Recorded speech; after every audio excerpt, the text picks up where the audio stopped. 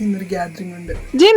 Guys, നമ്മൾ ഈ നാട് വിട്ട് അന്യൊരു നാട്ടിൽ പോയി കിടക്കുമ്പോഴാണ് നമ്മുടെ വീട്ടുകാരെയും നാട്ടിലത്തെ നല്ല ഭക്ഷണമൊക്കെ ഒരുപാട് മിസ് ചെയ്യുന്നത്.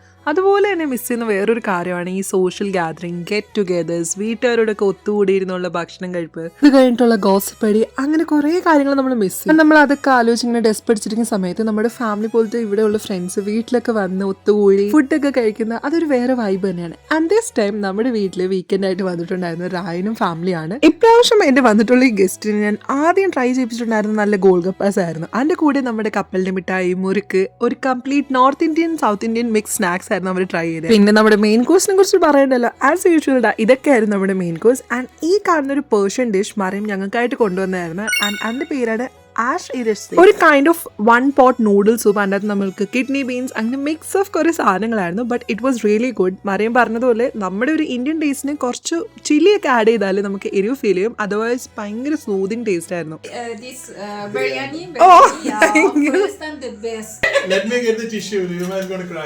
അതിപ്പോ മോനെ ഫൈസി, കഴിക്കുന്നവരുടെ മനസ്സ് നിറയുന്നതിലാണ് കാര്യം. നമ്മുടെ ഉസ്താദ് ഹോട്ടലിലെ ഡയലോഗാണ്. അതാണ് എനിക്ക് ഈ ഒരു പോയിന്റ് ഓർമ്മ വന്നത്. അവർക്ക് ഒരുപാട് ഇഷ്ടപ്പെട്ടു നമ്മുടെ food. And coming to the sweetest part, ഞങ്ങൾ ഇന്ന് കഴിച്ചിട്ടുണ്ടായിരുന്ന നല്ല വാൾനട്ട് വെച്ച് ചെയ്തിട്ടുണ്ടായിരുന്ന ബക്ലാവയാണ്. ആൻഡ് അത് ഞങ്ങൾക്ക് സ്പെഷ്യലി കൊണ്ടുവന്ന മറിയമായിരുന്നു.